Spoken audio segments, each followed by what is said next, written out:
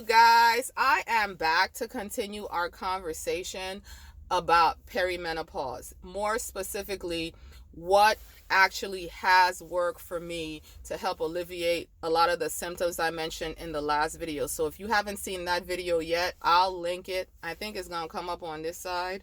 I'll link it for you so that you can go ahead and watch and see what the full scope of my symptoms are. But for this video, I'm going to focus on one symptom. So I thought about how to release this content, and I thought about sharing all of the symptoms in one video, but I think that would be a really long video and it wouldn't give me the opportunity to really delve into the details of what worked for me. So I want to make this first video about how I dealt with the weight gain, but I also want to give you an opportunity to ask me questions and for us to conversate, and maybe possibly there may need to be more than one video just on this. And I feel like by approaching this topic like that, it gives us room to really talk about it and really help somebody. So before we go any further, make sure you subscribe to my channel. Make sure you ring that notification bell. I've noticed that if I don't select send all notifications, YouTube does something funny. Sometimes I get the notifications on the videos that I want to watch, and sometimes I don't. So you try whatever works best for you, but do everything you can so that you can be part of the conversation from beginning to end. What do you think, you guys? What do you think? My locks are in an updo and I've whipped out my head wraps. If you've been following me for a long time, you know that I really love wraps, hats, all kinds of things.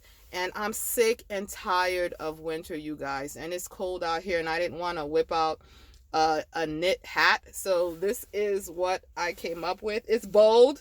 It's bold, but if you know me, you know I'm not intimidated by that. That's okay with me. I really kind of like it. Back to the topic at hand. I'm actually getting kind of hot. So with the weight gain, okay, with the perimenopause, you guys, what was more disturbing than anything was how fast the weight packed on, and with no real explanation, because it's not like I started eating super unhealthy or in greater quantities, which I could use to explain why the weight was packing on. But what I've come to understand, and it was just all the hormonal shifting, all of the stress on my thyroid, all of the new ways my body has had to learn to process sugar. I discovered that I had something called insulin resistance, which is a precursor to diabetes, where my body just wasn't processing the sugar the right way, and I was a sugar addict. Okay, into my 40s, as things shifted, as I was more stressed out, as my kids got older, as I was ripping and running with their activities more than ever, as I was assuming more responsibilities, I was doing things like, trying to get my energy and stay awake later by consuming copious amounts of caffeine. And my caffeine drug of choice were dulce de leche lattes with extra syrup. That recipe is super sweet just the way they give it to you, but I always opted for the option of getting even more syrup. And so I was pumping more and more and more sugar into my system. My body really wasn't able to handle it. And sugar affects your hormones, guys.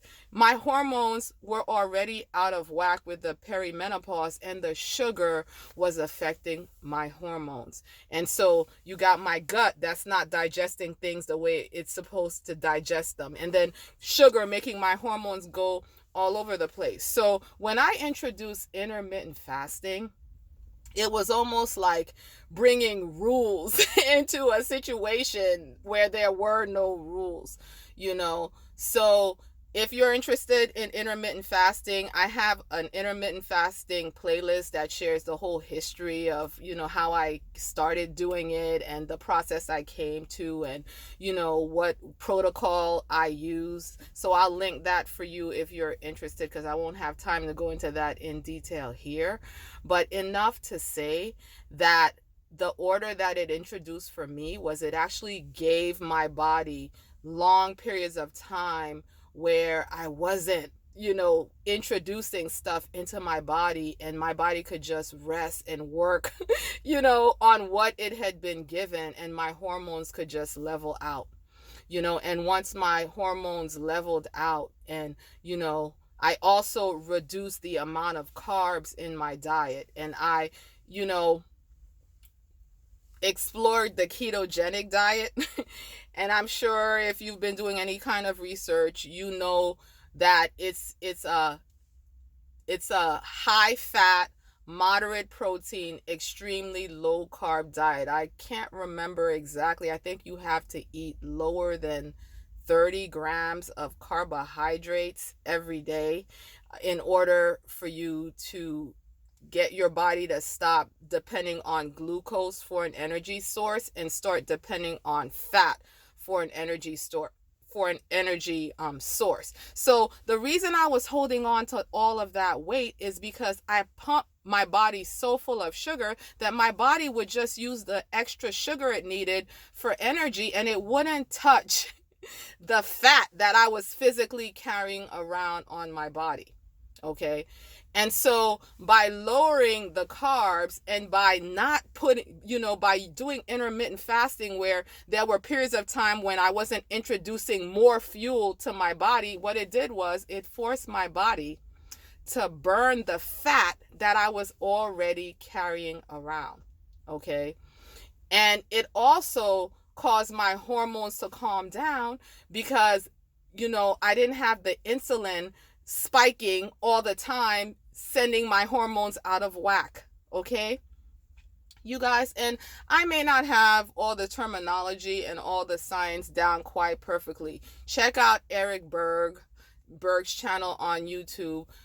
What really worked for me and took it to the next level, because I had some success with what I learned from Eric Berg, but what really made me lose the last 10 to 15 pounds that I was holding on to, I would lose it, gain it back, lose it, gain it back, lose it, gain it back. What really took me to the next level was Diane Parham, her channel on YouTube. I'll link that. I think her tagline is "For Today's Aging Woman." She offers these classes. She offers a lot of content for free, on her channel. And I learned so much just from the free content, but I wanted to take it to the next level. And so she offers a class that you can take. The class comes with these really short teaching videos that you watch, and you're plugged into a community with the other women that are also taking the course at the same time. And then she has, all sorts of activities to kind of help you work with the material. Journaling is one of them. She talked about how to fast effectively, and she encouraged us to go beyond fasting 16 hours a day to fasting at least 20 hours a day, which really, puts your body into more of a state of autophagy, and you get to enjoy more of the healing benefits of the fasting. And so once I followed that protocol, I was just losing until I lost even more weight than what I needed to lose. And then I had to sort of kind of back off. So at this point, I don't even fast every day anymore. Okay. I had to pull back how many days I was fasting because I was losing too much weight. And I'm basically in maintenance mode. Just to recap and be clear, I had to implement intermittent fasting. I had to radically reduce the amount of carbs that I was taking in. So I'm not keto. I'm not eating 30 grams of carbs a day. I'm closer to 100, maybe 150. Okay. I also follow someone else, Ditch the Carbs on YouTube, and she promotes a low carb diet, and she talks about different levels of lowering your carbs, keto being one of them. But she also says you don't have to do keto. Okay, so I'm more of a moderate low carb. I'm more at the moderate low carb level, because while I experienced a lot of success for the month that I was trying to pursue strict keto, it was just not what Diane Parham would call authentic to me. And so, you know, I needed to make some shifts and changes. And that's something I would encourage you to do with this process. You really have to try things, but not be so rigid in how you hold on to exactly how they're telling you to do it. Okay? Because perimenopause is such an individual process. What works for one person, how far one person has to go may not be how far you need to go. So, I really had to pray for wisdom. I really had to pray for guidance, and being more on the perfectionist side, I really had to let go of the idea that it would only work for me if I did it exactly the way they were telling me to do it. And so I abandoned the pure keto and lean more toward moderate low carb. And so, I still have potatoes in my diet, not every day, but it's in there because a certain amount of carbs does support a thyroid that's really struggling. I learned that in my research. And so for me, having a little bit of sweet potatoes is not a bad thing from time to time, and I eat lots of vegetables. I'm not carnivore, that's another diet that's really popular, that's really working for people out there who are trying to, balance their hormones and get on top of this. But I did manage to lose all of the weight just with the intermittent fasting, and when I do it, I do it for 20 hours, and then I try to eat 2 meals within a 4-hour window. Okay, the low carb, and I don't know how I almost forgot to include this. If you're low carb, you're gonna have to do this anyway. I had to take refined sugar, and all of her sisters and cousins and friends also. Okay, and so no sugar, no maple syrup, no honey. You know what I'm saying? No honey.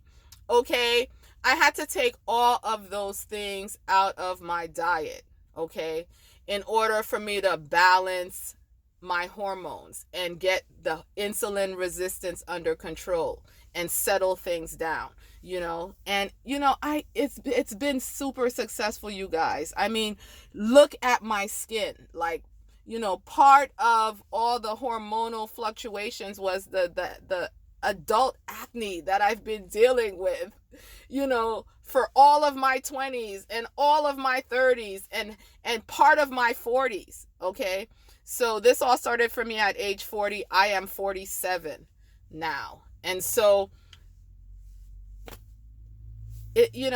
trial and error, you guys, but be patient with yourself, because this is a process that has taken years for me. Even from the first time I heard about intermittent fasting and started trying to see how I could make it work for me, it took me years to try different things, to put my eating window in different places, to figure out, okay, they're saying a 20-hour fasting window, but for my body, can I still reap the same benefits by fasting for 18 hours? Is 19 hours the magic number for me? Is 17 hours the magic number for me? Be thinking about how they come up with these things, you guys. Are they looking at a group of people? Are they averaging? Our bodies are so individual. So her 20 hours could be my 18 hours or my 19 hours or my 17 hours. So I tried a lot of different things, and I experimented with a lot of different things to come to the place that I'm at. But, I'm willing to do more videos I don't know if this one was all over the place, but if there's anything within this video that stood out to you that you wanted to hear, that you want to hear more about, let me know and I'll make another video to continue this conversation. For sure, I plan to make a video on what I did practically to break my sugar addiction, because that was probably one of the most difficult aspects of this process. Oh, and before I go, what do you think the next video should be? What do you think what worked for me from the list that I gave before should be? Let me know down below. Be blessed.